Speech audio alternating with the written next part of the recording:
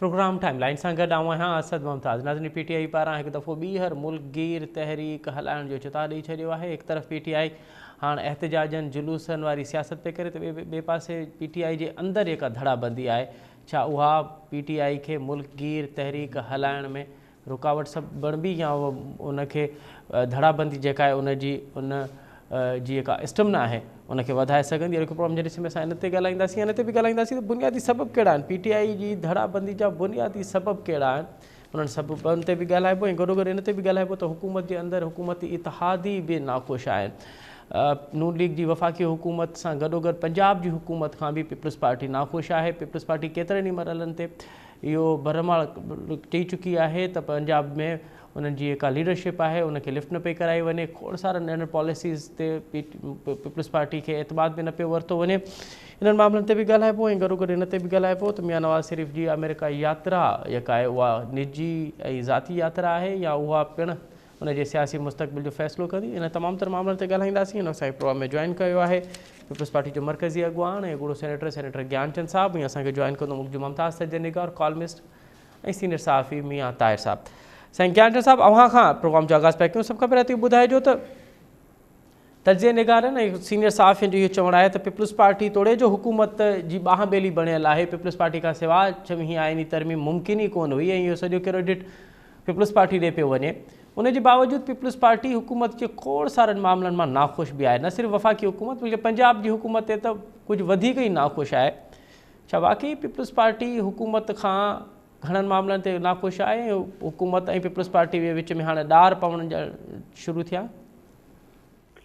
मुंहिंजे ख़्याल में त ॾार पवण त कोन शुरू थिया आहिनि, पर जेके बि मामलात डे टू डे अफेयर्स आहिनि उन्हनि ते इशूज़ अचनि था, साम्हूं अचनि था, वरी लीडरशिप वे थी, कुझु हल थियनि था, कुझु नथा हल थियनि। सो जॾहिं गॾियल हुकूमत हूंदी आहे त उन में यकीनन ईअं ई थींदो आहे। हुननि जी नून लीग वारनि जो पंहिंजो मंशूर आहे, हुननि जी जेका माइंड सेट आहे उहो पंहिंजो आहे। पीपल्स पार्टी जो हिकिड़ो पंहिंजो माइंड सेट आहे, लिबरल डेमोक्रेटिक माइंड सेट आहे। उन हद ताईं नून लीग जे काफ़ी माण्हुनि जो शायदि न हुजे, हिकिड़ो इहो बि सबबु आहे। ॿियो इहो सबबु आहे त हुननि जो स्टेक जेको आहे उहो पंजाब में आहे ऐं पंजाब जे पीपल्स पार्टी जो बि हिकिड़ो चङो वॾो वर्कर रहे थो, छाकाणि त पीपल्स पार्टी जी जेका शुरूआति थी उहा बि लाहौर मां थी। तंहिंखां पोइ जेका वॾे में वॾी कामयाबी शुरूआती तौर ते ज़ुल्फ़िकार अली भुट्टो बि वरिती उहा पंजाब मां वरिती हुई। सो उन पीपल्स पार्टी वापसि पंहिंजो पाण खे रिवाइव करे पंजाब में पंहिंजो दोबारा जेको आहे उहो पंहिंजो उरूज जे लाइ महिनत करे रही आहे। जेका शइ ॿियनि पार्टियुनि खे क़बूल कोन्हे बशमूल नून लीग जे। तो पीपल्स पार्टी पंहिंजे उन तजुर्बे सां, पंहिंजे दानिशमंदी सां, जनाब आसिफ अली ज़रदारी ऐं बिलावल भुट्टो जी हिकिड़ी नौजवान क़यादत में पंहिंजा पूरी कोशिशि करे रही आहे त हू माण्हुनि जे उमंगनि वटां कमु करे ॾेखारे। ऐं तव्हां ॾिठो हूंदो त बिलावल साहिबु जे अंदाज़ में पॉलिटिक्स करे पियो, सची पची ॻाल्हि आहे त माण्हू इहे बि तबसरा करणु शुरू कनि था त ज़ुल्फ़िकार अली भुट्टो वांगुरु ई हू सियासत खे वठी पियो वञे, माण्हुनि जे दिलनि में उन नमूने सां पंहिंजी जॻह पियो ठाहे। सो आउं सम्झां थो त इहे ई ख़दशात, इहे ई ख़ौफ़ आहिनि नून लीग खे, ॿियनि पॉलिटिकल पार्टीज़ खे त वरी बि पीपल्स पार्टी नए जोश ऐं जज़्बे सां अॻिते पई अचे त उनखे कीअं रोकिजे। रोके कोन थो सघिजे। बाक़ी जमहूरी हुकूमत में ऐं गॾियल हुकूमत में इहे इशूज़ ईंदा आहिनि जेके रोज़ जे बुनियाद ते लीडरशिप मिले थी, मुख़्तलिफ़ कमेटीज़ मिलनि थियूं, हल थींदा था वञनि, सुठी उमेद रखी सघिजे थी। अच्छा ज्ञानचंद साहिबु, हाणे इहो ॿुधाइजो त नून लीग जे अंदरि बि अव्हां जेका ॻाल्हि कई, त पर नून लीग जे अंदरि बि हिकु वॾी धड़ाबंदी मौजूदु आहे। मिसाल पंजाब ऐं वफ़ाक़ी हुकूमत में बि ईअं थो लॻे त ॿिन्हिनि जा अलॻि अलॻि मुंहं आहिनि ऐं ॿई हिक ॿिए सां उन्हनि जी का ख़ासि हमाहंगी न पई थिए। पीपल्स पार्टी वधीक कंफर्टेबल कंहिंसां आहे, पंजाब जी हुकूमत सां या वफ़ाक़ी हुकूमत सां? ॾिसो, पीपल्स पार्टी पंहिंजो हिकिड़ो नज़रियो रखे थी कंफर्टेबल हुजण में जो छा चइजे। पीपल्स पार्टी पंहिंजी सोच सां नेगोशिएट करे थी, नेगोशिएशन में गिव एंड टेक्स थियनि थियूं। हुन में पीपल्स पार्टी जी कोशिशि हूंदी आहे त असीं वधि मां वधि पंहिंजे फेवर में ॻाल्हियूं मञाए वठूं ऐं उहे लॉजिक ते वेंदियूं आहिनि। पर पीपुल्स पार्टी में जे मुखालिफ़ जेको नून लीग जे अंदरि जेको कट्टर मुखालिफ़ पीपुल्स पार्टी जे ख़िलाफ़ु आहे, जिन ज़ुल्फ़कार अली भुट्टो जे ख़िलाफ़ु कमु कयो, जिन बेनज़ीर भुट्टो साहिब जे ख़िलाफ़ु कमु कयो ऐं हुननि जी सोच अञा ताईं नथी मिले, उहे माण्हू पंजाब जी हुकूमत में कंफर्टेबल आहिनि बनिस्बत फेडरल गवर्नमेंट में, छाकाणि फेडरल गवर्नमेंट में हुननि जी का हुकूमत जो हलण जी दारोमदार ई पीपुल्स पार्टी ते आहे। सो रोज़ हू ॾिसनि था त पीपुल्स पार्टी कीअं थी करे। उनजी भेट में पंजाब में ज़रा हू रिलैक्स आहिनि, त उते किथे न किथे हेराफेरियूं कनि था जिन खे फेस कयूं पिया ऐं आवाम बि ॾिसे थी। असांजी लीडरशिप को नज़र रखियो वेठी आहे ऐं रोज़ जे बुनियाद ते नून लीग जी लीडरशिप सां ॻाल्हि ॿोल हलंदी रहे थी।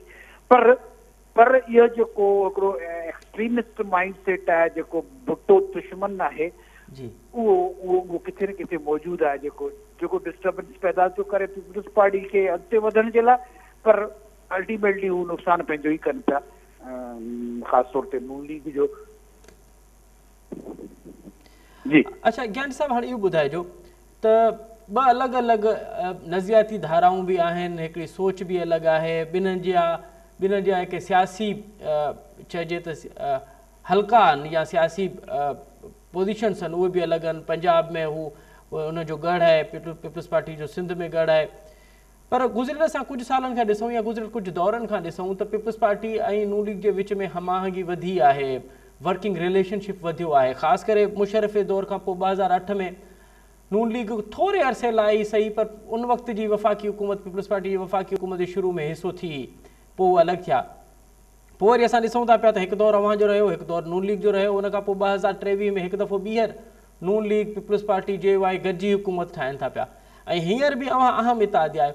त पीपुल्स पार्टी छा अक्स कयो आहे त नून लीग जी पॉलिसी ट्रांज़िशन में को फ़र्क़ु आयो आहे? जेको पॉलिसी 90s में हुई, जेका पॉलिसी 2000 में 99 में हुई ऐं जेका हींअर हुनजी जेका पॉलिसी आहे, कुझु फ़र्क़ु महसूसु कयो पिया मां? ॾिसो, हुननि वटि हिकिड़ो माइंड सेट जेको आहे कुझु त उते मौजूदु आहे। पर या मोहतरमा बेनज़ीर भुट्टो जी दानिशमंदी ईअं ई हुन ॾिठो त असांखे आमरियतूं ऐं जेके आहिनि उहे आमिर जेके अची वेहनि था, उहे असांखे विढ़ाइनि था ऐं पंहिंजा मफ़ादात पूरा था कनि।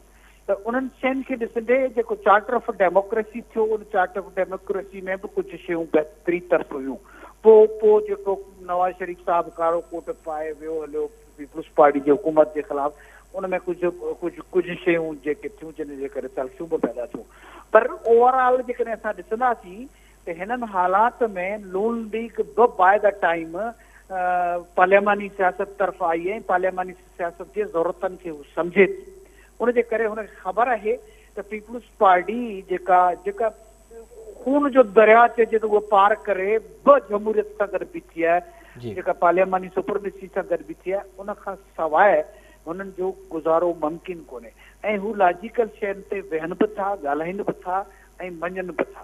सो नून लीग में उहे माण्हू बि मौजूदु आहिनि जेके सम्झनि था त डेमोक्रेटिक फोर्सिस खे गॾिजी वेहणु खपे। जेका हाणे गवर्नमेंट नून लीग जी ठही आहे, उनमें नून लीग छा कयो आहे? कुर्बानी त पीपुल्स पार्टी ॾिनी आहे। पंहिंजे मंशूर, पंहिंजे नज़रिए जे ऐं पंहिंजे इख़्तिलाफ़नि जे बावजूदि बि नून लीग खे हुकूमत ठाहिण ॾिनी आहे। पाण वज़ारतूं बि कोन्हे वरितियूं। तंहिंखां पोइ हाणे आइनी तरमीम हुजे, ॿिया इशूज़ हुजनि, किथे बि पीपुल्स पार्टी जी गवर्नमेंट नून लीग खे जी गवर्नमेंट खे किरण कोन थी ॾे या हुननि खे किथे नाकाम थियणु कोन थी ॾे, जिते ज़रूरत थी पए सपोर्ट करे थी। पर गॾोगॾु हुननि खे इहो सबक़ बि सेखारे पई त डेमोक्रेसी में ईअं नाहे थींदो त सिर्फ़ु तव्हां अमृतनि में तव्हां रहिया ऐं लाडला थी रहिया, जमहूरियत में नथो रही सघिजे। ख़ासि तौर ते गॾियल हुकूमत में हिक ॿिए खे ओबलाइज करणो पवंदो, हिक ॿिए खे स्पेस ॾियणी पवंदी, हिक ॿिए खे एतमाद में वठी हलणो पवंदो। जेके शयूं नून लीग जा काफ़ी माण्हू जेके आहिनि उहे सम्झणु शुरू कयो अथनि ऐं उन्हनि जे अंदरि बि इहा सोच पैदा थी आहे त हाणे जेकॾहिं असां जमहूरी सिस्टम खे हलायूंसि था त असांखे जमहूरी क़ुवतनि खे गॾिजी हलणो पवंदो। ऐं जेकॾहिं इहो सिलसिलो ईअं अॻिते हले थो त आप सम्झो त इहो पीपुल्स पार्टी जी कामयाबी थी। अच्छा ज्ञान साहिब, हाणे इहो ॿुधाइजो त असां ॾिठोसीं त पीपुल्स पार्टी जॾहिं एंटी नून लीग सियासत थी करे या नून लीग मुखालफ़त में सियासत में करे थी पई, त पोइ पंजाब में उनखे ॾाढो सुठो हिकिड़ो रिस्पॉन्स बि मिले थो पियो, ऐं पंजाब में हूअ पंजाब जे लाहौर मां बि सीटूं खटे थी पई, पंजाब में हुकूमत ठाहिण वारी पोजीशन में बि अची थी वञे। पर जॾहिं खां नून लीग सां अव्हां जो नरम गोशो थियो आहे या अव्हां जो वर्किंग रिलेशनशिप वधियो आहे, त लाहौर त छा पंजाब में बि अव्हां पंहिंजो मैंडेट विञायो था वेठो, इन जा हिकिड़ा सबब आहिनि? ॾिसो, आम माण्हू छा थो सोचे, आम माण्हू असांजे हिन खिते जी या साइकोलॉजी आहे, तव्हां पख्तूनख्वा जो ॾिसो, असांजे क़बाइली इलाइक़नि जा ॾिसो, हू सभु एक्सट्रीम ते हूंदा आहिनि। तव्हांजे तक़रीरनि ते ताड़ियूं कढियूं थियूं वञनि त जॾहिं तव्हां पंहिंजे मुखालिफ़ जे ख़िलाफ़ सख़्त खां सख़्तु लफ़्ज़ ॻाल्हायो, जेको हिन वक़्त में PTI थी करे। पर 60-70-75 सालनि खां पोइ बि पाकिस्तान जे सियासतदान जेकॾहिं सियासी ॿोली ॻाल्हाइणु न सिखियो हुजे, सियासी जेके अख़लाक़ियात आहे उहा बि जेकॾहिं उन्हनि माण्हुनि में न हुजे, त उते अफ़सोस ई करे सघिजे थो। पीपल्स पार्टी सम्झे थी त जेकॾहिं इस्टेब्लिशमेंट ऐं ॿियूं क़ुवतूं जमहूरियत ते पार्लियामेंट ते राताओ नथियूं हणणु चाहिनि, त असांखे हुननि खे बि स्पेस ॾियणी आहे, असांखे पंहिंजो पाण खे बि सुधारणो आहे, त असीं हुननि खे इहो मौक़ो फ़राहम करे न ॾियूं। ऐं पीपल्स पार्टी इहो फ़ैसिलो कयो आहे त असीं जमहूरी क़ुवतनि सां हिक ॿिए सां कोऑपरेशन कयूं, बजाए हिन जे जो असीं मौक़ो ॾियूं ॿियनि क़ुवतनि खे त हू अची पाकिस्तान ते जी जमहूरियत ते पाकिस्तान जे हुक्मरानी ते कब्ज़ो कनि। हिन दफ़े बि इहो पॉसिबल हुयो, जेकॾहिं नून लीग ऐं हुनजा इत्तेहादी पीपल्स पार्टी इहे सभु गॾिजी हुकूमत न ठाहींदा, PTI वारा हुकूमत ठाहिण लाइ तयारु न हुआ, त अल्टीमेट ऑप्शन छा निकिरिया? दोबारा इलेक्शन असां अफोर्ड करे सघूं था, नथा करे सघूं, इहो हिकिड़ो वॾो क्वेश्चन आहे। तंहिंखां पोइ असांजी जेका इस्टेब्लिशमेंट में के अहिड़ा बि माइंड सेट वेठा आहिनि जेके ताड़ियो वेठा आहिनि त किथे हालतूं ख़राबु थियनि त असीं मुल्क ते कब्ज़ो कयूं। उन्हनि सभिनी शयुनि खे ॾिसंदे करे मुल्क जे मफ़ाद में अॻिते वधणो आहे, जमहूरियत जे मफ़ाद में अॻिते वधणो आहे ऐं हिन मुल्क खे अॻिते वठी वञणो आहे, त ॿियो ऑप्शन ई कोन थो बचे त जमहूरी क़ुवतूं पाण में गॾिजी वियनि ऐं ज़रूरतनि मुताबिक़, हींअर ज़रूरत हुई त सभु पार्टियूं मुखालफ़तनि जे बावजूदि गॾिजी वियनि, ज़रूरत मुताबिक़ फ़ैसिला कनि। ऐं उनमें सम्झां थो हिन दफ़े वॾो दानिशमंदाना फ़ैसिलो पीपल्स पार्टी कयो, पाण कॉन्स्टिट्यूशनल पोज़ीशन्स कुझु वरितियूं ऐं गवर्नमेंट खां ॿाहिरि रही करे। ज्ञान साहब बिल्कुलु सही पिया चओ। मुख़्तसरन इहो ॿुधाइजो त जेकॾहिं पीपल्स पार्टी नून लीग सां वेही थी सघे, नून लीग सां गॾु हुकूमत ठाहे थी सघे, उन सां वर्किंग रिलेशनशिप रखी थी सघे, त पोइ छा PTI सां बि PTI वारो ऑप्शन बि आहे त कॾहिं PTI सां बि ईअं थी थो सघे?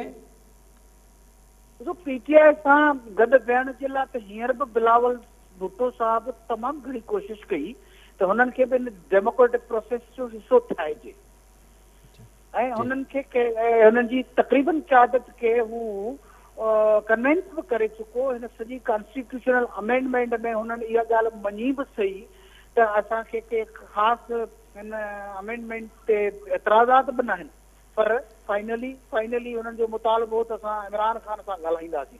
जेको बि चेयरमैन बिलावल साहब हुननि खे फैसिलेट कयो ऐं हू हुननि सां मुलाक़ात थी, उतां न जो जवाबु आयो, बिना कंहिं सब्जेक्ट जे रखण त इमरान ख़ान नथो करे, इन करे नाहे करणो, त इन क़िस्म जी सूरत हाल में त छा थो करे सघिजे। पर पीपल्स पार्टी सम्झे थी जमहूरियत में समूरनि पॉलिटिकल पार्टियुनि सां गॾिजी वेहिजे, हुननि सां ॻाल्हाए लॉजिकल नतीजे वञिजे। वॾी महिरबानी सेनेटर ज्ञान साहब, अवां ॾाढो तफ़सीली तौर ते मुल्क जे करंट पॉलिटिकल सिनेरियो ते, पीपल्स पार्टी जी पॉलिसीज़ ते पंहिंजे पार्टी जो बयानु ॾेई रहिया, पार्टी जी रिप्रेज़ेंटेशन करे रहिया, ऐं अव्हां जो चवणु त नून लीग में जॾहिं खां पीपल्स पार्टी ऐं नून लीग जी वर्किंग रिलेशनशिप वधी आहे त उनजो पंजाब जी हद ताईं ज़रूरु पीपल्स पार्टी खे नुक़सानु थियो आहे ऐं पीपल्स पार्टी जो वोटर इन मां ख़ुशि न आहे ऐं उन्हनि जो सबबु अव्हां सम्झो पिया त लोकली सतह ते उनखे ॿिए अंदाज़ में ॾिठो पियो वञे। बाक़ी वफ़ाक़ी सतह ते पीपल्स पार्टी खे फ़ाइदो थियो आहे, पीपल्स पार्टी पंहिंजे नुक़्ते नज़र सां सियासत पई करे ऐं पीपल्स पार्टी पंहिंजे उन ई मंशूर ऐं उन ई जदोजहद में सियासत पई करे जेको मिसाक़ जमहूरियत मोहतरमा ऐं मियां नवाज़ शरीफ़ विच में थियो। प्रोग्राम में वक़्तु थियो आहे नंढी साई था वठूं, साई खां पोइ प्रोग्राम में ॿीहर हाज़िर थींदासीं। ये प्रोग्राम हिकु दफ़ो ॿीहर अव्हांखे भली कार। PTI हिकु दफ़ो ॿीहर मुल्क गीर तहरीक हलाइण जो चिताव ॾिनो आहे त हिकु तरफ़ PTI मुल्क गीर तहरीक जो चिताव पई ॾिए त ॿिए पासे का PTI जी धड़ाबंदी आहे। छा अहिड़ी सूरत हाल में PTI का वॾी तहरीक हलाए सघे थी पई ऐं बुनियादी तौर ते PTI जी धड़ाबंदी जा सबब कहिड़ा आहिनि, प्रोग्राम खे हिन से मसाइल ते ॻाल्हाईंदासीं। हुकूमती धुर में भी हुकूमती इतिहाद में भी ॾार पवण शुरू थिया आहिनि, उनजा बुनियादी सबब कहिड़ा आहिनि इहो तर्जुमो वठंदासीं। इन असांजे प्रोग्राम में जॉइन कयो आहे मुल्क जो मुमताज़ सजे निगार ऐं सीनियर सहाफ़ी जनाब मियां ताहिर साहब। मियां साहब प्रोग्राम में खुश आमदीद सर। जी जनाब।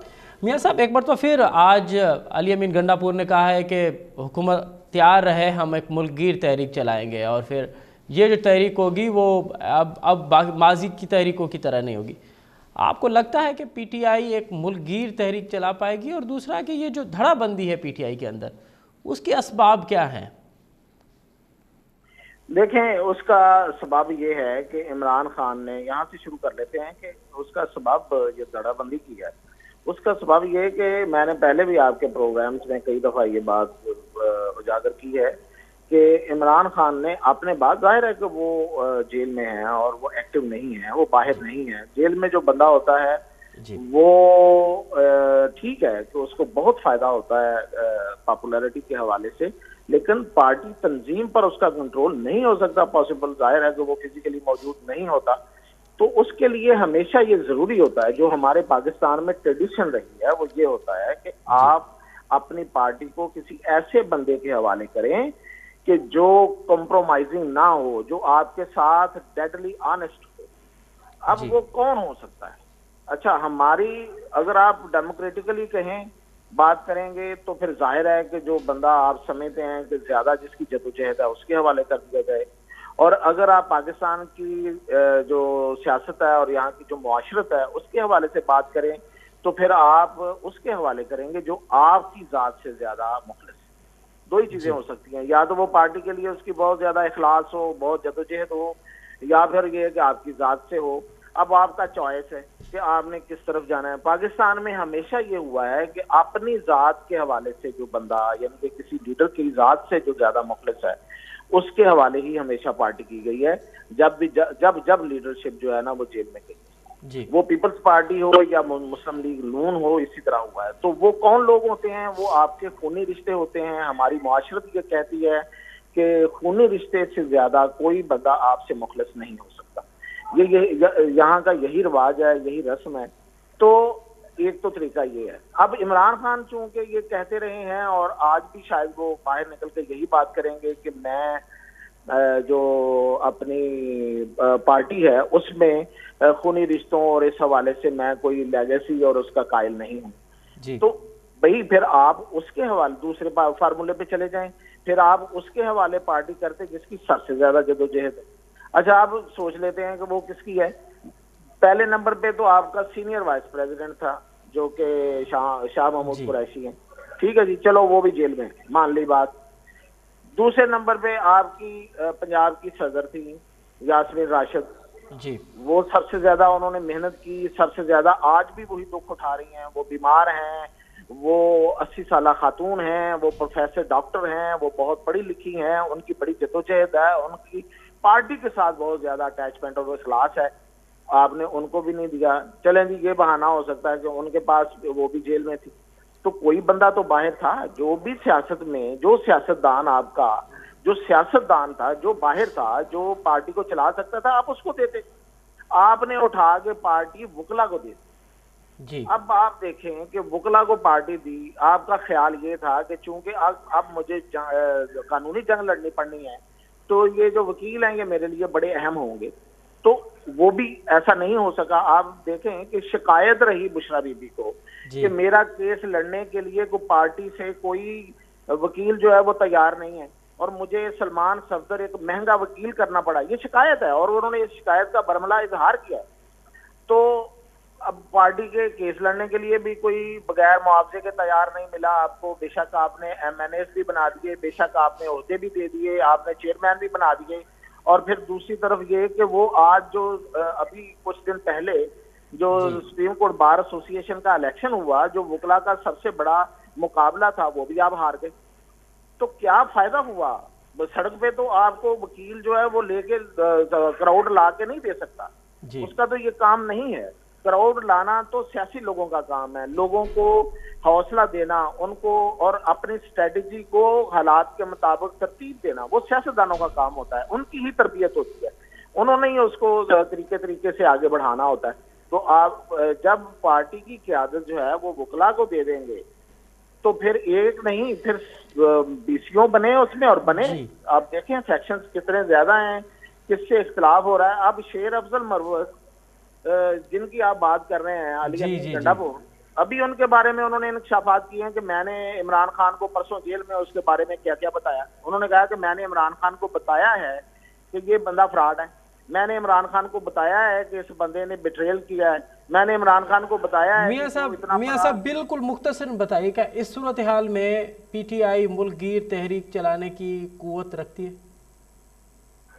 नहीं जी, बिल्कुल नहीं रखती। इसलिए कि देखें वो जो एहतजाज था जिसके लिए कॉल दी थी और इस्लामाबाद इन्होंने हुकूमत को बंद करना पड़ गया था और अली अमीन गंडापुर आए और कॉम्प्रोमाइज करके आए, सौदेबाजी करके आए, अपनी हाजिरी लगाई और वापस चले गए और डी चौक तक नहीं गए, जानबूझकर नहीं गए। अगर वो एहतजाज कामयाब नहीं हो सका तो अब कौन सा एहतजाज कामयाब होगा? देखें, एहतजाज की एक माहौल होता है, एक कॉल होती है, लोगों का, कारकुनों का एक जज्बा होता है। जब वो नाकाम एक दफा हो जाए, 2 दफा हो जाए तो कई दफा हुआ, फिर मोरली तौर पे कारकुनों का वो बिल्कुल सियासी और उस पर फिर मायूसी फैलती है। बहुत शुक्रिया मियां ताहिर साहब, बड़ा तफसीली तौर पे पीटीआई के अंदर जो धड़ाबंदी है उस हवाले से अपना तजिया दे रहे थे, फ्रंट साइड दे रहे थे। प्रोग्राम जो पे जानी तो पहुँचे असद मुमताज़ रिखड़ी ने इजाज़त सदाएंगे।